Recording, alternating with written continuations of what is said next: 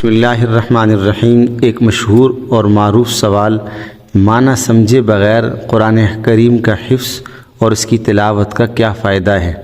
اس سوال کے جواب میں شیخ الاسلام مفتی محمد تقی عثمانی صاحب اپنے معروف اصلاحی خطبات جلد 10 صفحہ 249 پہ فرماتے ہیں، آج کل لوگوں میں پروپیگنڈا کیا گیا ہے کہ قرآن کریم کو طوطے کی طرح رٹنے سے کیا فائدہ، جب تک اس کے معنی اور مطلب نہ سمجھیں اور جب تک اس کے مفہوم کا اس کو ادراک نہ ہو۔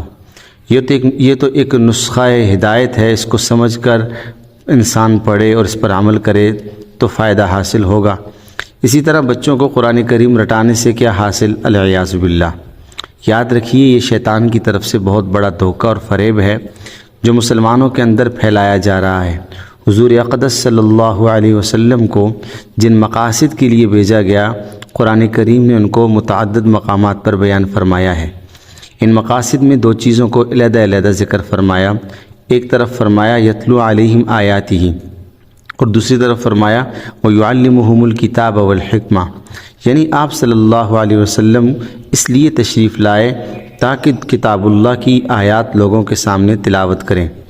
لہذا تلاوت کرنا ایک مستقل مقصد ہے اور ایک مستقل نیکی اور اجر کا کام ہے، چاہے سمجھ کر تلاوت کرے یا بے سمجھے تلاوت کرے۔ یہ تلاوت حضور اقدس صلی اللہ علیہ وسلم کی بعثت کے مقاصد میں سے ایک مقصد ہے، جس کو سب سے پہلے ذکر فرمایا یتلو علیہم آیاتہ۔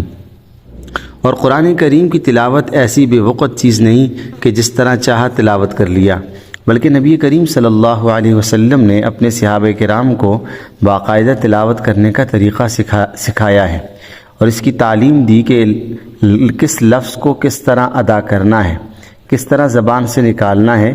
اس کی بنیاد پر دو مستقل علوم وجود میں آئے جن کی نظیر دنیا کی کسی قوم میں نہیں ہے، ایک علم تجوید، دوسرا علم قرات۔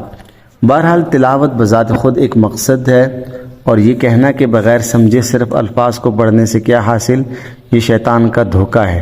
یاد رکھیے، جب تک کسی شخص کو قرآن کریم سمجھے بغیر پڑھنا نہ آیا تو وہ شخص دوسری منزل پر قدم رکھ ہی نہیں سکتا۔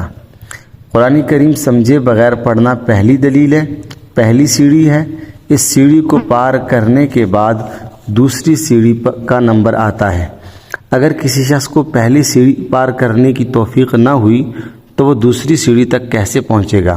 سرکار دو عالم صلی اللہ علیہ وسلم نے وہ بیان فرمایا کہ یہ قرآن ایسا نسخہ شفا ہے کہ جو شخص اس کو سمجھ کر اس پر عمل کرے تو اس کے لیے باعث شفا ہے۔